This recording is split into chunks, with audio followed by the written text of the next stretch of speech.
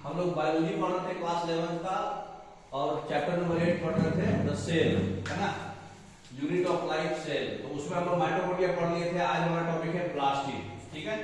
तो माइटोकॉन्ड्रिया को हम लोग बोलते हैं power house of the cell, मतलब वो एनर्जी देता है, रेस्पिरेशन में काम करता है। प्लास्टिड को हम लोग क्या बोलते हैं, kitchen house of the cell, ये खाना पकाता है, ठीक है। तो प्लास्टिड जितने भी प्लांट सेल है, प्लांट सेल खाना पकाएगा, तो जितने भी प्लांट सेल है सब में पाया जाएगा, यूग्लेना में पाया जाएगा। यूग्लेना एक बैक्टीरिया टाइप है ना। तो किस तरह का कलर होगा, पिगमेंट मतलब कलर उसका, है ना।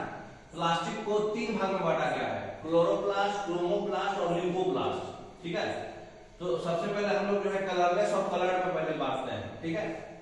तो ल्यूकोप्लास्ट क्या होता है, कलरलेस। क्रोमोप्लास्ट क्या होता है, कलर्ड।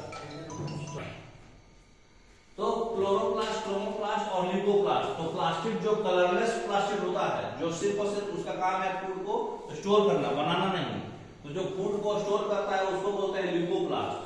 जो कलर्ड प्लास्टिक होता है इसको बोलते हैं क्रोमोप्लास्ट। तो क्रोमो में भी कलर्ड में बहुत तरह का कलर होगा, एक ग्रीन कलर होगा, एक नॉन ग्रीन, जो ग्रीन के अलावा जो भी है, ठीक है। तो कलरलेस भी 3 तरह का होता है, ठीक है। एक होता है अमाइलोप्लास्ट जो स्टार्च को बोलते हैं, ठीक है, जो ग्लूकोज होता है ना। एक होता है एलियोरोप्लास्ट जो प्रोटीन को बोलते हैं, और एक होता है इलायोप्लास्ट जो फैट्स और ऑयल्स होता है। तो जो ग्लूकोज स्टोर करता है, जिसको स्टार्च बोलते हैं, उसको क्या बोलेंगे, अमाइलोप्लास्ट। ये स्टोर कर रहा है सिर्फ। जो प्रोटीन स्टोर करता है उसको क्या बोलेंगे, एलियोरोप्लास्ट, ठीक है। जो फैट्स और ऑयल्स स्टोर करता है उसको क्या बोलेंगे, इलायोप्लास्ट। ये ल्यूकोप्लास्ट है जो सिर्फ और सिर्फ फूड को स्टोर करेगा। अलग अलग फूड के लिए अलग अलग नाम है। स्टार्च स्टोर करेगा तो अमाइलोप्लास्ट, प्रोटीन स्टोर करेगा तो एलियोप्लास्ट, फैट्स और ऑयल्स स्टोर करेगा तो इलायोप्लास्ट। अच्छा, जो बनाता है खाना, जो बनाता है वो है क्रोमोप्लास्ट। उसमें 2 कलर का है, ग्रीन कलर और नॉन ग्रीन कलर, ठीक है। जो ग्रीन कलर है उसको बोलते हैं क्लोरोप्लास्ट, जो पत्तियों में पाया जाता है, लीव्स में, ठीक है। अब जो नॉन ग्रीन कलर है उसमें देखिए कैरोटीन है, गाजर में पाया जाता है, कैरोट नाम सुने होंगे। जैंथोफिल है, जैंथोफिल भी एक मतलब जो पानी में देखे होंगे हरा हरा जम जाता है, बड़ा बड़ा तालाब और जो भी नदी स्टैग्नेंट वाटर है, जो बहता नहीं है पानी, उसमें हरा हरा जम जाता ना, वो उसको जैंथोफिल बोलते हैं। फाइकोथ्रीन है, फाइरोकाइनिन है, ये सब जो पार्ट है ये येलो, ऑरेंज और रेड कलर है। देखिए ये कौन सा कलर होगा, ऑरेंज कलर। गाजर देखें आप लोग, गाजर कैरोट, तो कैरोटीन रेड कलर का होता है, ऑरेंज कलर का, है ना। तो ये जो है फाइकोथ्रीन जो है ये येलो कलर का होता है, ग्रीन कलर का ये है। तो येलो, ऑरेंज, रेड कलर इस तरह का अलग अलग कलर है, ठीक है। तो कलर के आधार पे नॉन ग्रीन प्लास्ट दिया हुआ है, orange colour, yellow colour, red colour, है ना। तो ये कलर के आधार पे नाम है सबका, ठीक है। नेक्स्ट, तो क्लोरोप्लास्ट हमको पढ़ना है डीप में, बाकी सिर्फ नाम जानना था, उतना ही क्वेश्चन आता है, ठीक है। डीप में पढ़ना है क्लोरोप्लास्ट, जो ग्रीन कलर का प्लास्ट होता है। नेक्स्ट, क्लोरोप्लास्ट का जो स्ट्रक्चर है ऐसा स्ट्रक्चर होता है जो ब्लैक स्पेस है येलो टाइप का, उसको बोलते हैं स्ट्रोमा। और ये जो ऐसे ऐसे जो है जैसे पॉइंट्स को आप बहुत लंबा लंबा ऐसे रखोगे तो ऐसा स्टैक बनेगा ना, ठीक है। इसको बोलते हैं, सबसे टॉप वाला पॉइंट को बोलते हैं थैलेकोइड्स, ठीक है। और ये दोनों को जो कनेक्ट करता है, दो थैलेकोइड्स को ये जो कनेक्ट कर रहा है इसको बोलते हैं स्ट्रोमा लेमिना, ठीक है। और ये जो पॉइंट्स है मतलब जो इस तरह का स्ट्रक्चर है उसको बोलते हैं ग्रेना, ठीक है। और ये जो बाहर से देखिए वो रॉड लाइक स्ट्रक्चर क्या है, ये इनर मेम्ब्रेन है, ठीक है। देखिए इनर मेम्ब्रेन, और ये पीला लाइक स्ट्रक्चर क्या है, सबसे बाहर वाला आउटर मेम्ब्रेन है, ठीक है। अब देखिए इसके बारे में पढ़ना है। नेक्स्ट, तो माइटोकॉन्ड्रिया और क्लोरोप्लास्ट जो है बैक्टीरिया की तरह शुरुआत हुआ था, लेकिन धीरे धीरे जो है बड़ा बड़ा सेल्स खाने लगे। जो बड़ा बड़ा सेल्स खाते हैं उसको बोलते हैं इंडोसिम्बायोट थ्योरी। इंडोसिम्बायोट थ्योरी के तहत ये बड़ा बड़ा सेल्स खाते हैं। देखिए क्या क्या है। नेक्स्ट, आए कहां से बोलो। तो माइटोकॉन्ड्रिया जो है ये जो है एरोबिक बैक्टीरिया है, ठीक है। एरोबिक बैक्टीरिया से आते हैं ये माइटोकॉन्ड्रिया। सबसे पहले इंडोसिम्बायोटिक इवेंट हुआ था बहुत पुराने यूकेरियोटिक में, उसमें एरोबिक बैक्टीरिया जो है बड़ा होते होते होते माइटोकॉन्ड्रिया बना। तो माइटोकॉन्ड्रिया भी एक बैक्टीरिया से बना है, ठीक है, एरोबिक बैक्टीरिया से। और ये क्लोरोप्लास्ट किससे बना है, वो भी इंडोसिम्बायोटिक इवेंट हुआ था। तो जो फोटोसिंथेटिक बैक्टीरिया था वो बड़ा होते होते क्लोरोप्लास्ट बना। तो क्लोरोप्लास्ट कैसे बना, फोटोसिंथेटिक बैक्टीरिया से। और माइटोकॉन्ड्रिया कैसे बना, एरोबिक बैक्टीरिया से, ठीक है। तो ये मॉडर्न है थोड़ा, ये पुराना है, ठीक है। तो इसको हम लोग बोलते हैं मॉडर्न हेटरोट्रोपिक यूकैरियोटिक, है ना। ये मॉडर्न फोटोसिंथेटिक यूकैरियोटिक। तो ये भी बैक्टीरिया से बना है, माइटोकॉन्ड्रिया भी, और क्लोरोप्लास्ट भी बैक्टीरिया से बना है। लेकिन ये किस तरह का बैक्टीरिया से बना है? Aerobic bacteria. एरोबिक मतलब जो हवा में, मतलब जो ऑक्सीजन में काम करते हैं, है ना। और फोटोसिंथेटिक बैक्टीरिया जो लाइट में काम करते हैं। तो दोनों बैक्टीरिया ही ओरिजिन है। जैसे हम लोग किस चीज से ओरिजिन है? एक बंदर से, पढ़े है ना कि हम लोग एक बंदर से बनते बनते बने हैं। उसी तरह से माइटोकॉन्ड्रिया एक एरोबिक बैक्टीरिया से बनते बनते बना है, और क्लोरोप्लास्ट जो है फोटोसिंथेटिक बैक्टीरिया से बनते बनते बना है, ठीक है ना। नेक्स्ट, अब हम लोग का टॉपिक है साइटोस्केलेटन, ठीक है। तो क्लोरोप्लास्ट इतना काफी है। साइटोस्केलेटन के बारे में देखिए।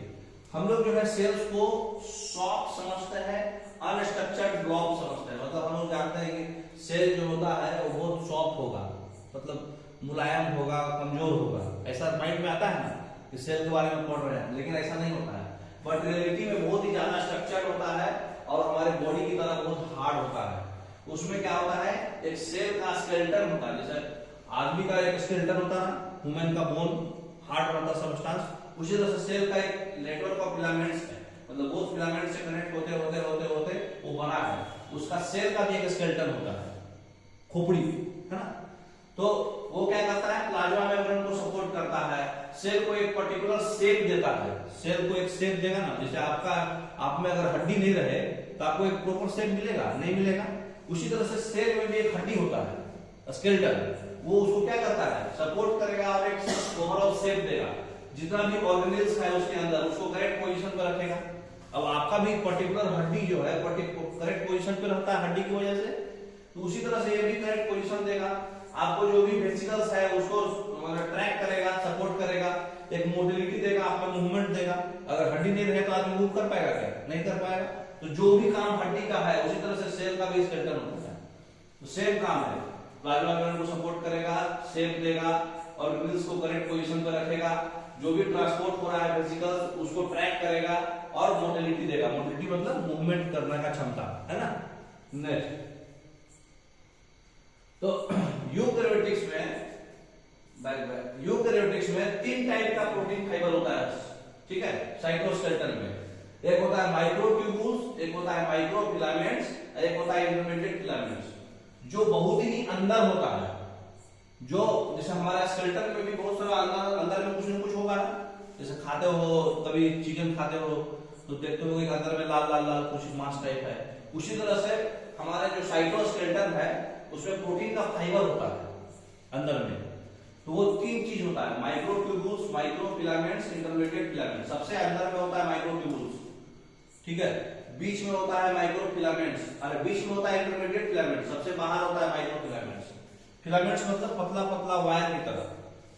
जैसे चिकन खाते हो तो आपको वायर की तरह दिखता है ना अंदर में, उसी तरह से हमारे सेल के अंदर भी, स्केलेटन के अंदर ऐसा रहता है। 3 आइटम, ठीक है। नेक्स्ट, तो माइक्रोट्यूब्यूल्स क्या होता है? देखिए, माइक्रोट्यूब्यूल्स का जो वाल होता है वो हेलिकली अरेंज पॉलीमर का चेन होता है, प्रोटीन का बना होता है, जिसको नाम है ट्यूबुलिन। ये ट्यूबुलिन प्रोटीन का बना होता है, पॉलीमर चेन है, मतलब बहुत सारा अरेंज है। पॉलीमर किसको बोलते हैं? एक ही चीज बहुत बार क्वाइल्ड हो गया तो उसको पॉलीमर बोलते हैं, ठीक है ना।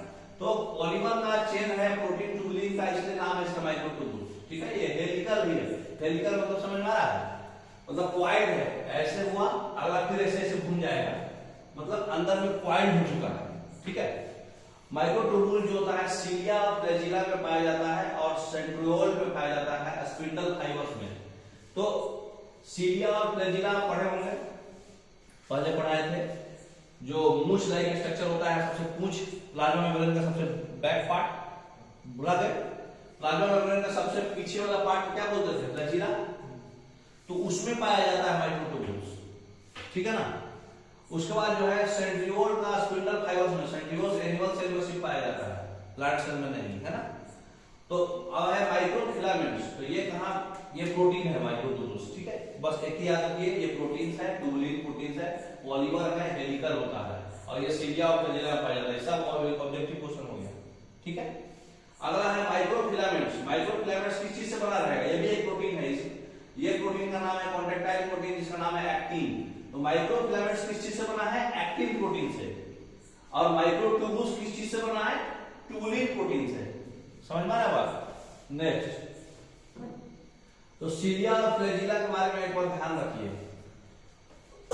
सीलिया जो होता है छोटा होता है, फ्लैजिला होता है बड़ा, 5 से 10 माइक्रोमीटर का साइज होता है सीलिया का। फ्लैजिला का साइज जो होता है 150 माइक्रोमीटर का होता है। ये जो है एक सेल में बहुत बड़ा होगा, लेकिन एक सेल में ये बहुत कम होगा। एक सेल में नंबर कम होगा उसका, लेकिन लंबा होगा ये। ठीक है, इसका क्या है, नंबर ज्यादा होगा लेकिन छोटा होगा ये। समझ में आ रहा बात? अंतर मूवमेंट क्या है, सीलिया जो है कोऑर्डिनेटेड मैनर में चलता है, मतलब अकेले नहीं चलता है, सबके साथ चलता है। जैसे चींटियां चलती है ना, चींटियां उसी तरह से एंट्स जैसे चलते हैं ग्रुप में, वैसे ही कोऑर्डिनेटेड मैनर में चलता है। लेकिन फ्लैजिला जो है इंडिपेंडेंटली चलता है। ठीक है, अकेले चलता है वो फ्लैजिला। इसका काम क्या है, ये लोकोमोशन में काम करता है। मूवमेंट, लोकोमोशन मतलब चलना, है ना। मूवमेंट, अटैचमेंट, खाना, सेंसेशन, सेंस करेगा कहाँ पे किसको क्या जरूरत है, किस सेल्स को क्या चीज का जरूरत है, सेंस करके। जैसे मान लो आपको कोई मतलब इंजेक्शन दे रहा है, इंजेक्शन देने से पहले आपको कोई चींटी काटा तो तुरंत सेंस करके बताएगा ब्रेन को वहां कुछ गड़बड़ है, वहां कुछ भेजो, है ना। तो ये सेंसेशन करेगा फीडिंग, खाने के लिए, अटैचमेंट के लिए, लोकोमोशन के लिए। ये सिर्फ और सिर्फ मूवमेंट। तो फ्लैजिला का सिर्फ काम है मूवमेंट, लोकोमोशन, लेकिन इसका लोकोमोशन के साथ अटैचमेंट, फीडिंग, सेंसेशन सब काम है। ये ग्रुप में चलता है सीलिया, ये अकेला चलता है। ये लंबा होता है लेकिन कम होता है, ये छोटा होता है लेकिन बहुत ज्यादा होता है। ठीक है ना, समझ में आ रहा? नेक्स्ट, तो सीलिया का स्ट्रक्चर देखिए, इलेक्ट्रॉन माइक्रोस्कोप से दिखाया गया है। सीलिया और फ्लैजिला का स्ट्रक्चर है। प्लाज्मा मेम्ब्रेन के सबसे पीछे वाले पार्ट को हम लोग बोले थे, आपको बताए थे। ये आपका प्लाज्मा मेम्ब्रेन है। ये प्लाज्मा मेम्ब्रेन में जो माइक्रोट्यूबुल्स बताया था आपको अभी, ये है माइक्रोट्यूबुल्स जो चूड़ियां की जैसा है, बैंगल्स की तरह गोला गोला, है ना। ये गोला गोला जो है ये माइक्रोट्यूबुल्स है, ये अंदर वाला। अब ये सेंट्रल माइक्रोट्यूबुल्स है, ये पेरिफेरल। पेरिफेरल मतलब क्या होता है, किनारा वाला। तो ये किनारे वाला माइक्रोट्यूबुल्स है, ये वाला गोला जो है, ठीक है। और ये सेंट्रल वाला माइक्रोट्यूबुल्स है, ठीक है। अब ये है रेडियल स्पोक, एक बार उसको क्लिक कर दो। हाँ, ये है रेडियल स्पोक। माइक्रोट्यूबुल्स के ऊपर में देखिए एक अलग सा एक निकला हुआ है डंडा टाइप, इसको बोलते हैं रेडियल स्पोक, ठीक है। तो ये जो है, ये सेंट्रल सीट है, लाल कलर वाला। लाल कलर वाले को बोलते हैं सेंट्रल सीट। ये सीलिया और फ्लैजिला का डीप स्ट्रक्चर है, मतलब इलेक्ट्रॉन माइक्रोस्कोप से देखने पे ऐसा दिखता है, ऐसा दिख रहा है। इसको थोड़ा क्लियर व्यू में दिखाए हुए हैं, समझ में? नेक्स्ट, तो बताइए इलेक्ट्रॉन माइक्रोस्कोप में अगर सीलिया और फ्लैजिला का हम स्टडी किए तो दिखाई दिया कि वो लोग प्लाज्मा मेम्ब्रेन से कवर्ड है। दिखाई दे रहा है प्लाज्मा मेम्ब्रेन चारों तरफ पीला कलर। उनका जो कोर है, मतलब सेंट्रल पार्ट, उसको बोलते हैं एक्जिनोमी, एक्जिनोम, ठीक है। सेंट्रल पार्ट ये हरा वाला एक्जिनोम बोलते हैं। एक्जिनोम जो होता है उसके पास 9 डबलेट्स है, रेडियली अरेंज पेरिफेरल माइक्रोट्यूबुल्स है, और एक पेयर जो है सेंट्रली लोकेटेड माइक्रोट्यूबुल्स है। ये जो सेंट्रल पार्ट है एक्जिनोम में टोटल ऐसा ऐसा 9 है, 1 2 3 4 5 6 7 8 9 पेरिफेरल माइक्रोट्यूबुल्स है, और एक सेंटर में माइक्रोट्यूबुल्स है, सेंट्रल वाला। तो यही बोल रहा है एक पेयर मतलब एक जोड़ी, है ना। और 9 पेयर, 9 डबलेट्स, मतलब डबलेट्स मतलब पेयर ही है ना। तो 9 डबलेट्स रेडियली अरेंज है पेरिफेरल माइक्रोट्यूबुल्स, और एक पेयर सेंट्रली लोकेटेड माइक्रोट्यूबुल्स है ना। किसके पास? एक्जिनोम के पास। ये पूरा स्ट्रक्चर जो हरा वाला है ये एक्जिनोम है ना। तो ये किसका है? कोर है। ये सीलिया फ्लैजिला का कोर, मतलब अंदर का पार्ट, सेंट्रल पार्ट, जैसे आपका सेंट्रल पार्ट में पेट है। तो ये अरेंजमेंट जो एक्जिनोम माइक्रोट्यूबुल्स को हम लोग बोलते हैं 9+2 अरे, क्योंकि 9 पेरिफेरल हुआ और 2 सेंट्रल में हुआ, इसलिए इसको क्या बोलते हैं? 9+2 अरे, ठीक है। तो सेंट्रल ट्यूबुल्स जो होता है वो ब्रिज से कनेक्टेड होता है। देखिए सेंट्रल ट्यूबुल जो है एक ब्रिज से कनेक्टेड है, हरा कलर का, और उसके इंक्लोज होता है सेंट्रल सीट।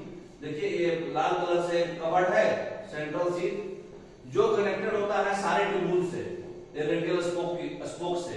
देखिए सेंट्रल सीट, सेंट्रल ट्यूबुल्स किससे कनेक्टेड है?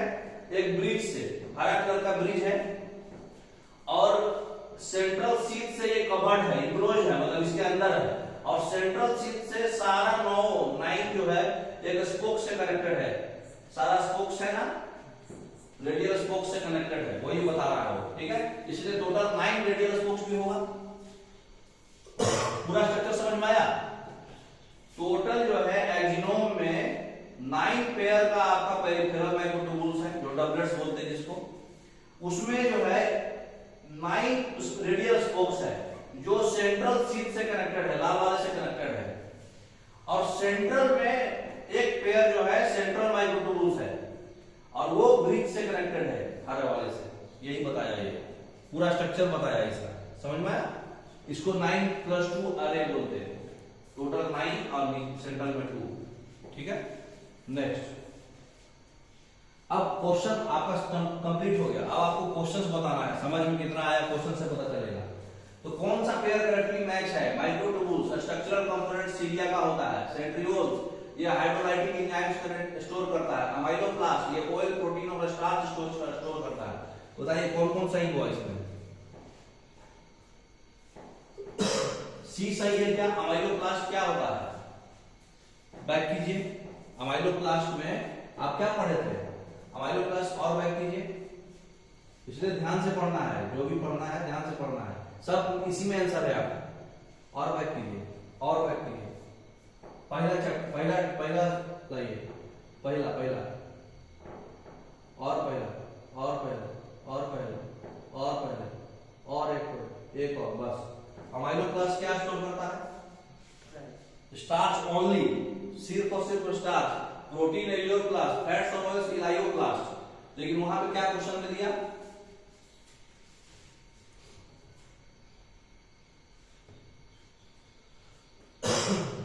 यहाँ क्वेश्चन में क्या दिया? प्रोटीन भी दे रहा, स्टार्च भी दे रहा, तो गलत है कि नहीं? तो सी गलत हो गया। अब ए और बी आपको देखना है। माइक्रोट्यूबुल जो है सीलिया का कंपोनेंट्स है, अभी पढ़े हम है, सीलिया में ही पढ़े थे, तो ए तो कंफर्म सही है। सेंट्रियोल्स जो है एंजाइम को स्टोर करता है, ए और बी इसका सही हो गया। नहीं, सेंट्रियोल्स के बारे में तो अभी हम पढ़े ही नहीं है, सेंट्रियोल्स एंजाइम स्टोर नहीं करता, ये गलत है, ठीक है ना। सिर्फ ये सही होगा इसका, सेंट्रियोल्स के बारे में तो हम लोग पढ़े नहीं है। देखिए बैक कीजिए, इसमें क्या लिखा हुआ? लाइसोसोम जो है एंजाइम्स स्टोर करता है। लाइसोसोम्स के बारे में आपको बताए थे कि एंजाइम्स स्टोर करता है, लाइसोसोम पढ़े थे तो पढ़े होंगे। अमाइलोप्लास्ट जो है क्या करता है? सिर्फ स्टार्च को स्टोर करता है। इलायोप्लास्ट ऑयल फैट स्टोर करता है। एलियोप्लास्ट जो है प्रोटीन करता है, आपको बताया। तो एंजाइम स्टोर करता है लाइसोसोम, वो भी गलत था, तो सिर्फ ए ऑप्शन सही था, है ना। नेक्स्ट, सीलिया और फ्लैजिला का जो प्रोटीन होता है उसका नाम क्या है? ट्यूबुलिन, है ना, पढ़े थे ना आपको? Tubulin, A option. नेक्स्ट, अगला टॉपिक है सेंट्रोसोम एंड सेंट्रियोल्स।